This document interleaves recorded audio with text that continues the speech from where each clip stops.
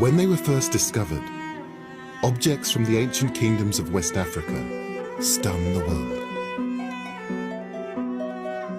None more so than these extraordinary plaques.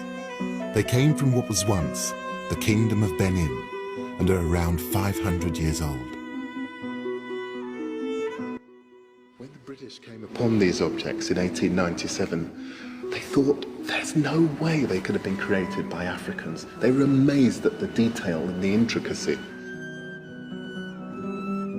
They were seen as being something completely revolutionary to the British, and you can understand why.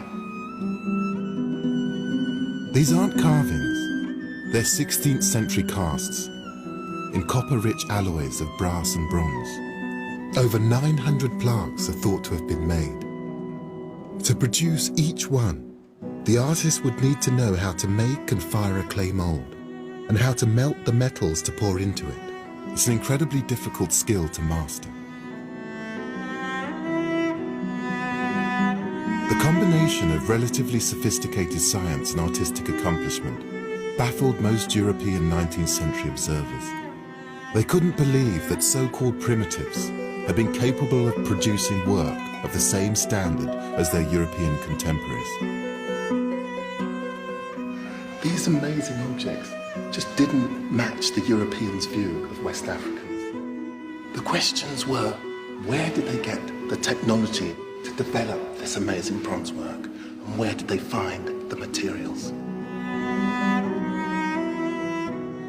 But the clues to how such artifacts were manufactured are there for the finding. And I think they will reveal much about the West African kingdoms that created them. I want to know why they were made, what they mean, and what that tells us about the time and place they were produced. And there are some symbols that seem to reoccur. The leopard, the snake, the crocodile, so obviously they were very important. I want to find out what they mean and why they were so important to these people.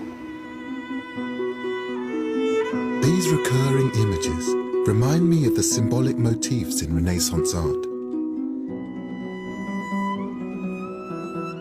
I think they carry hidden layers of meaning beyond the understanding of the imperialistic Brits. So what do the bronzes tell us about the Kingdom of Benin and its power and its culture? And what does the technology required to make them tell us about pre-colonial West Africa?